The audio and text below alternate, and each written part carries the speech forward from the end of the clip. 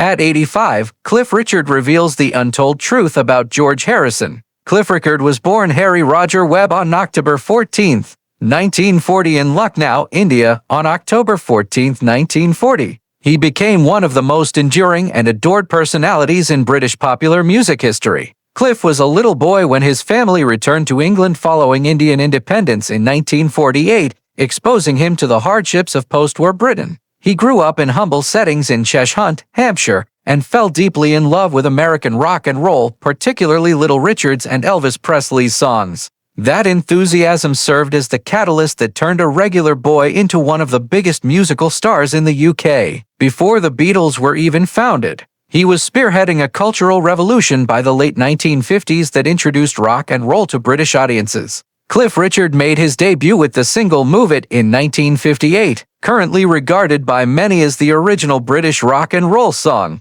With its fast-paced beat and unpolished guitar chords, Move It made Cliff the UK's Elvis Presley. He established a new musical era with his band, The Drifters, which was shortly renamed The Shadows. They became well known. Their flawless fusion of Cliff's silky voice and the technical mastery of The Shadows produced a unique sound that would rule the charts for many years. Together, they put out a number of successes, such as Living Doll, Travel in Light, Please Don't Tease, and The Young Ones, which encapsulated the essence of the young culture of the 1960s and elevated Cliff to the status of a teenage idol. Even if musical trends changed with the British invasion in the middle of the 1960s, Cliff Richard was able to maintain his relevance and esteem. Cliff adjusted, in contrast to many of his peers who waned as the Beatles gained popularity. He was able to go from pure rock and roll to pop ballads and even Christian songs because to his polished appearance and adaptable voice. He began experimenting with a gentler sound in the late 1960s,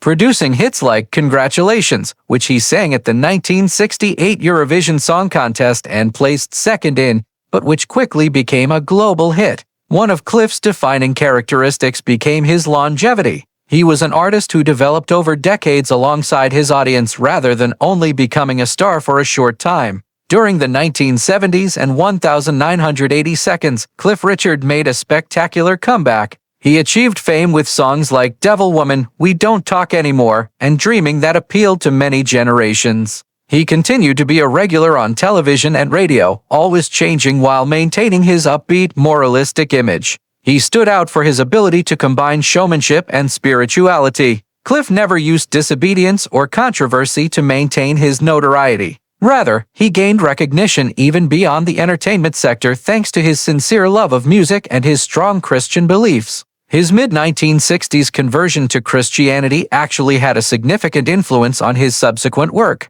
serving as the inspiration for multiple gospel albums and providing his career with a moral compass that appealed to millions of admirers throughout the globe. Cliff's accomplishments are astounding. He is among the best-selling musicians of all time, having sold over 250 million records worldwide over the course of a career spanning more than 6 decades. His versatility and timeless appeal are demonstrated by the fact that he is the only performer to have a top 5 hit in the UK in each of the 10 years from the 1950 seconds to the 2010s. In 1995, he was knighted, becoming Sir Cliff Richard, the first rock star to receive such a distinction. In addition, he has won innumerable accolades, including Brit Awards and Ivor Novello distinctions, for his charity work and musical abilities. Beyond the charts and honors, Cliff has stood for commitment, tenacity, and style. A man who maintained an impeccable reputation in a field notorious for extravagance and scandal.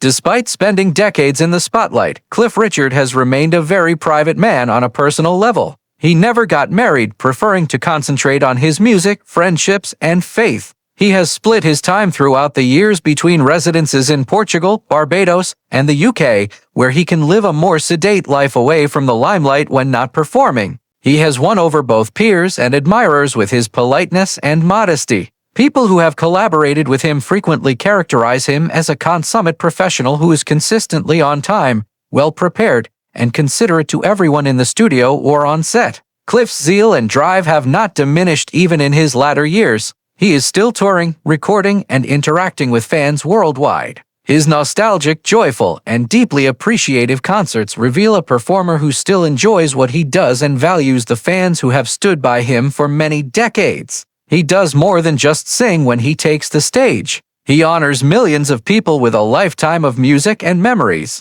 Cliff Richard's release of the amazing rock and roll songbook in November 2013 demonstrated once more that his musical magic had not diminished over time. It was a passionate ode to the heyday that initially influenced his remarkable career. The album encapsulated the spirit of the genre that had characterized the early years of British pop with its nostalgic yet upbeat selection of timeless rock standards. Cliff's distinctive voice brought classic tunes by the pioneers who had influenced him to life, delighting both new and seasoned fans. The success of the album was noteworthy. After more than 50 years in the public eye, it quickly became certified gold and shot to number 7 on the UK albums chart, confirming that Cliff Richard was still one of the most adored artists in British music. 3 years later, in 2016, Cliff returned with another energetic endeavor that was just amazing rock and roll. This album, which combined a feeling of young exuberance with the polished skill of an experienced performer, carried on the celebration of the music that made him a household name.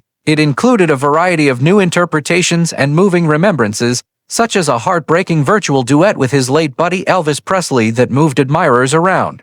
Cliff's continued appeal was demonstrated by the album's performance. It sold over 100,000 copies nationwide and rose even higher on the UK albums chart, peaking at number 4. Seldom have artists in history been able to sustain such steady popularity over so many years. However, Cliff's classic voice and sincere love for his work persisted. Cliff didn't appear to slow down in the years that followed. In 2018, he triumphantly returned to composing with Rise Up, his first album of original songs in almost 14 years. The title of the album captured his unwavering spirit and his capacity to face obstacles head-on with poise and resolve. Its upbeat themes and lively sound won accolades from both reviewers and fans, and it once again entered the UK Top 10. He pursued music after this accomplishment. The Air That I Breathe in 2020, a masterfully assembled compilation that highlighted his range and strong bond with the tunes he sings. He commemorated the holiday season in 2022 with the endearing CD Christmas with Cliff,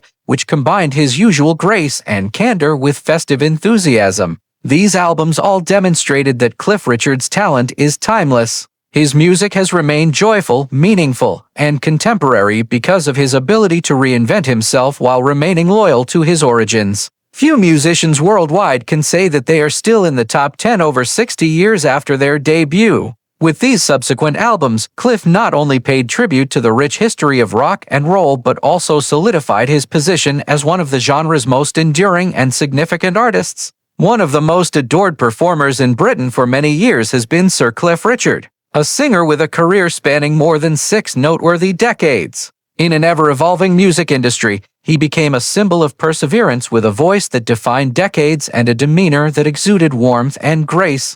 At the age of 85, Cliff is reflecting more honestly on his remarkable life, particularly his relationship with George Harrison, another British hero. They met at crucial junctures in the history of music. Additionally, Cliff's current story illuminates a bond that was considerably more complex and profound than most fans were ever aware of. In a rare recent interview, Cliff said, "George was one of the most quietly spiritual people I've ever met. He didn't talk about it much, but you could feel it in him. He never lost that serenity or his quest for purpose." The two men first crossed paths in the early 1960s, when the Beatles were just starting their ascent to prominence and Cliff was already a superstar. With the support of his band, The Shadows, Cliff had already contributed to the development of British rock and roll, opening the door for bands such as the Beatles. Cliff was appreciated by George, the silent Beatle, for his professionalism and early success. Cliff acknowledged that their initial encounter was not a glamorous one,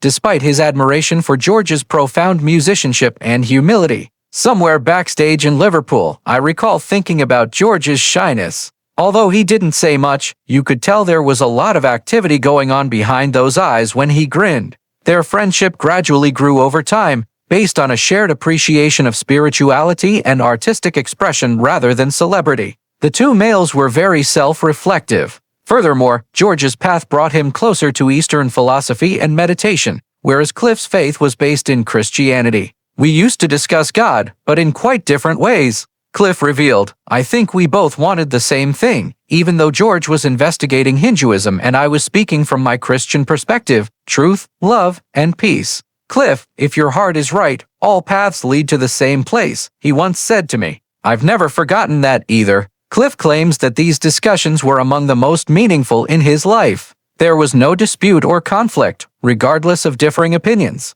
Just interest and respect. Their lives took different courses as their celebrity grew. George became one of the most significant cultural characters of the 20th century with the Beatles, while Cliff maintained his long, clean-cut persona and concentrated on music that matched his principles. Cliff, however, consistently supported George's spiritual pursuits. He said quietly that people didn't always understand him. They believed he was acting strangely or avoiding attention, but in reality, he was trying to find inner calm. When everyone is calling your name, you rarely find that type of calm. Cliff remembered one evening clearly. The two occasionally crossed paths at industry conferences and charity events. In the corner of a room, he performed for a small number of us on the sitter, and I recall being completely enthralled. Performance wasn't the point. It had to do with feeling. He was conveying a profound and genuine emotion. Cliff acknowledged that George's music altered his perspective on his own work and motivated him to write songs with deeper spiritual and personal meaning.